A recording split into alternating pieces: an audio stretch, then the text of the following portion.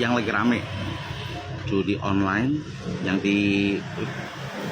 dimainin sama anggota DPR dan pejabat-pejabat, ya. Terus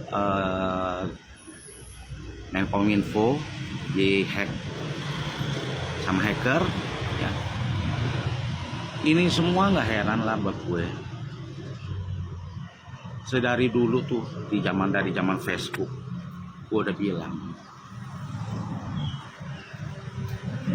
kita memilih anggota DPR itu hanya berdasarkan kesukaan, terima amplop atau apapun juga. Kita udah dikasih lihat anggota-anggota DPR itu pada tidur, ya. Bahkan ada yang ketangkep nonton begitu-gituan, uting-utingan. Ada juga yang lagi main game, ya. Belum lagi pejabat-pejabatnya yang lain. Gue jujur, gue sudah tidak mempunyai rasa optimis terhadap pemerintahan Indonesia ini, ya. Gak usah jauh-jauh lah soal intoleransi yang terjadi di Indonesia. Sudah berapa tahun gue minta dan gue menaikkan kritikan-kritikan ini kepada pemerintah. Tapi kan tidak ada tindak lanjut dari pemerintah untuk masalah toleransi di Indonesia. Sampai detik ini, ya, walaupun Menteri Agamanya itu diambil dari NU lah, yang katanya dulu terkenal toleran segala macam, mereka bisa apa? Nah, kalau tidak ada dukungan dari DPR atau kementerian yang lain, mereka nggak bisa apa-apa.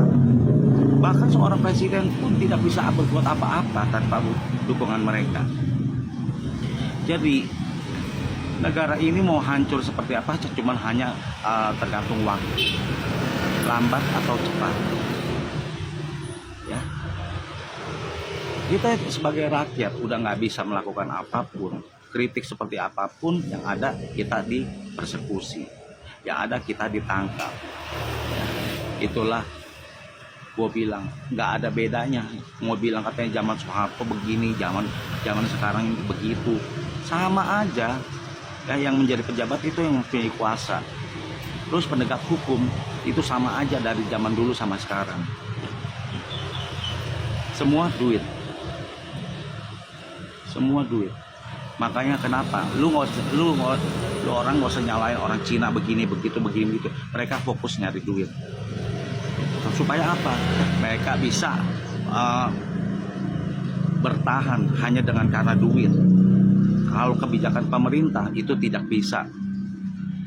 Tidak ada garansi dari pemerintah untuk orang-orang Cina yang seperti apa, ya.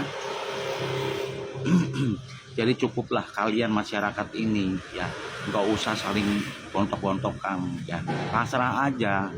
Kalau pemerintahnya seperti ini, penegak hukumnya seperti ini, yang namanya mafia keadilan, mafia apa itu semua berkuasa hanya karena adanya pemerintahan yang bobrok. Oke, salam waras.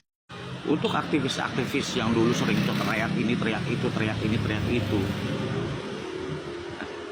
pada saat mereka udah menjadi pejabat atau memiliki kedudukan penting, ya, bisa apa mereka? Ada yang ikut aliran mereka.